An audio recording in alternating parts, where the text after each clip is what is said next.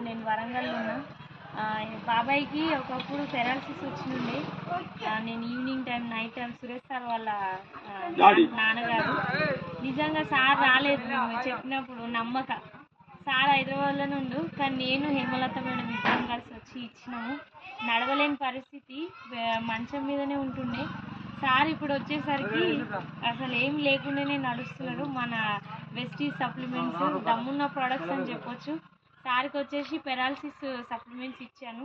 క్రిల్లాయిల్, ganoderma, tox clean and aloe vera, నూనె, ఈ supplement allergy ఇవి ఇవ్వడం ద్వారా తీసుకున్నాడు, మంచిగా యాక్టివ్ అయిండు. ఇప్పుడు తన మాటల్లోనే విందాం.